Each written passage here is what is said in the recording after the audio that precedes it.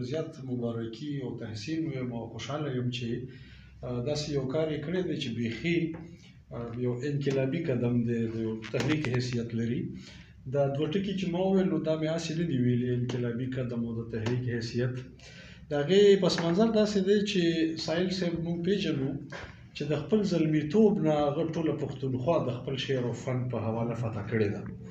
د ابتدا نه چې هغه راغلی دی نو سیاسي سټیجونو باندې په جلسو کې په مشاعرو کې د ټول نه زیات چې دی حاوي شاعر ساحل صاحب پاتې شوی دی او دا 40-50 کاله مسلسل. نو په دغه وجه باندې هغه شهرت په لر او بر او چرته چرته پښتون دی او ادب دی او شاعري ده او په پښتو پوهېدونکی دی. نو ساحل صاحب پېژني اوري مینه ورسره کوي. یعنې د هغه شهرت داسې ده چې زما په خیال ډېر کم به داسې مثالونه پیدا شي چې په پښتنو کې د ساحل صاحب هومره مشهور شخصیت وي. خو د دې سره یو عجیبه غوندې کیفیت دی چې د دې شهرت او د عوامي مقبولیت نه بل طرف ته چې موږ ګورو په دې علمي طبقه کې په دې دانشوره طبقه کې په دې تنقیدي او تحقیقي طبقه کې په دې پروفیسورانو صاحبانو کې په دې ډاکټرانو صاحبانو کې ساحل صاحب ته بیخي لیفټ نه دی ورکړی شوی. ساحل صاحب په علمي او دانشوره طبقه کې د لیک او تحقیق موضوع اړه جوړه شوې نه ده. د کتاب د تیسس د مقالې د دې موضوع تر اوسه پورې نه ده جوړه چې ساحل صاحب د 72 کالو شو په 50 کې پیدا شوی دی او په دې 72 کاله کې 50 کاله دغه د شهرت زمانه ده. یعنې 50 کاله هغه ته خلکو واه لاسونه پړکولي دي او خلکو منلی دی او قدرولی دی. دومره مشهور شخصیت او دومره لوی شاعر چې دی هغه په کتاب کې نشته. هغه زمونږ په تنقید تحقیق او په دې طبقه کې نه و. په دې حواله زه ځکه وایم چې ساحل صاحب د کم اثر شاعر دی. دا شلمه صدي چې څومره لوی محققین او نقادان د ابتدا نه واخله تر ننه لري د دې ټولو سره ساحل هم اثر هم پاتې شوی دی او هم څنګ هم پاتې شوی دی نږدې هم پاتې شوی دی. موږ که د کلندر صاحب دی او د طوفان صاحب دی نه را شروع کړو پکې سرکاري غیر سرکاري انقلابي حکومتي هر قسمه خلک چې دی د ساحل صاحب سره نږدې پاتې شوي دي. ساحل صاحب هم ورسره نږدې پاتې شوی دی.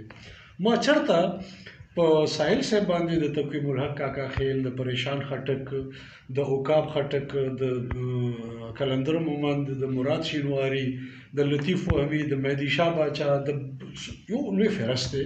د چا لیک ما ونه لیدو چې په رسالو کې پې ولیکي مقالې پې ولیکي. د پروفیسورانو صاحبانو ته راشئ نه داور خان داود صاحب پې لیکي نه افضل رضا صاحب پې لیکي نه پې هېڅ چا پې نه دي لیکل کړي او دومره لوی شاعر چې دی نظرانداز شاعر دی. نو په داسې صورتحال کې یونیورسټو هم نظرانداز کړی دی. ساحل صاحب د دې حقدار نه دی چې په هغه د ایم فل او پی ایچ ډي او د بي ایس او د ماسټر مقالې ولیکلی شي نه لیکلی کېدل پې. اوس دا رجحان شروع شو.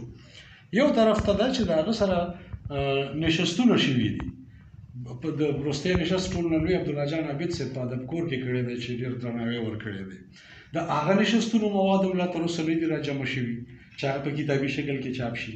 عبدالله جان صاحب خو اوس کړی دی که نه نورو خو بله نشستونه شوي دي بله ناستې شوي دي هغه مواد هم چېرته په لیک کې بیا نه دي راغلي.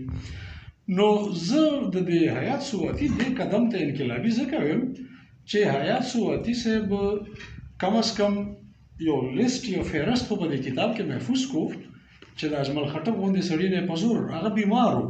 اجمل خټک سره ساحل څومره نږدې پاتې شوی ډېرو کمو خلکو ته وپتې او اجمل صاحب چېرته داسې منظم لیک په خپله طبع پې باندې نه یې کړی.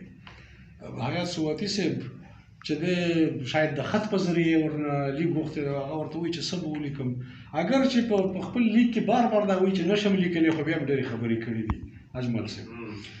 حیات سواتي صاحب هغه ځینې خواره لیکونه راغونډ کړي چې یا خو د ساحل صاحب د کتابونو د دیباچې په تور چاپ دي یا چېرته کې شاذ و نادر چا نه غلطي شوې ده په ساحل صاحب یې چېرته مضمون نیم لیکلی دی.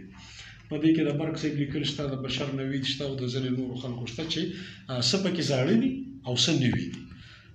هغه نوي لیکونه ډېر کمال دی چې د خلکو پسې شوی دی حیات سواتي او ما ته پته ده چې شل ځلې خلکو ته ویلي چې هغه لیک څنګه چلو شو کال 2 کاله انتظار یې کړی دی. په خپله ماتې چې ویلو 2 کاله مې غریب ښه په عذاب ساتلی و. 15 صفحې لیک به مې ورله کولو 2 کاله مې پې انتظار کړی. نو دا مونږ ټول په دې جرم کې او په دې غفلت کې شریک یو چې مونږ په علمي طبقه کې ساحل اړو دریافت کړی دی چاته